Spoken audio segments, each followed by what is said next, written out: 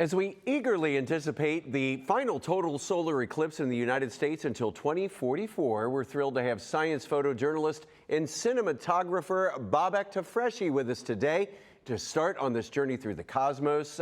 Can you share some essential tips for safely observing and photographing a total solar eclipse?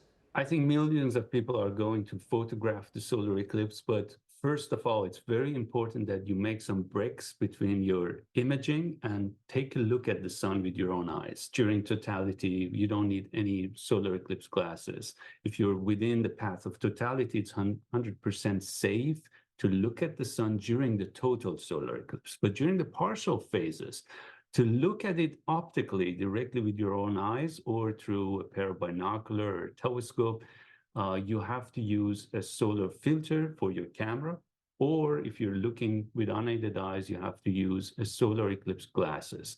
Partial phases, even at 99%, it's harmful to the eyes if you stare at the sun for a long amount of time. And we don't have the pain sensors in our retina, so you don't realize the damage to the retina in the eye, and that's why it's even more important to take care of that.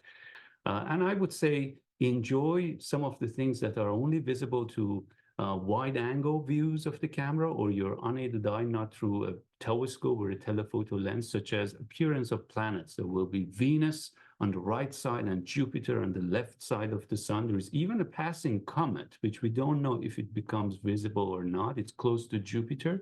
And if it becomes brighter during the eclipse day today, it may become visible, but it's an unlikely condition. Look at the colors on the horizon. Look how animals behave during the totality if you're in the nature area, wilderness, or if you're at the zoo. In fact, it's going to be an interesting experience. Look at the solar corona. Look at the little prominences on the edge of the sun, the red dots. These are giant eruptions from the sun, each several times the size of the Earth. And look at the last moment before totality and after. It's known as the diamond ring, like the image just behind me. And it shrinks to smaller bits as the sun disappears behind the lunar disk. What are some ways we can stay up to date with your work? Some of my work is available on National Geographic platforms, or viewers can see it on my own social media at Babak Tafreshi on Instagram, for example, or my website, babaktafreshi.com.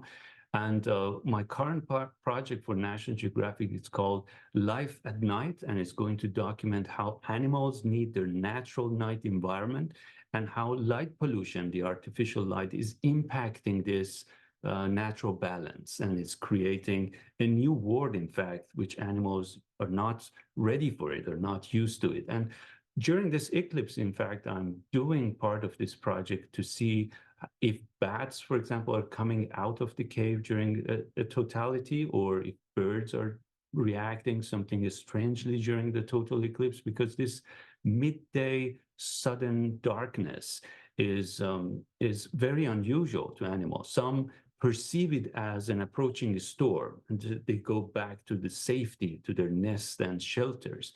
And some see it as an actual night, like insects, and come out and start to get activated. I remember in 2001 in Africa, I was ready with 4 cameras to shoot everything during totality, and I didn't realize I was on top of an ant nest, red ants, and they came out with hundreds, and it was ants in my pants during the totality. Wow, what an experience that must have been. Well, Babak, we appreciate you taking the time to talk with us today.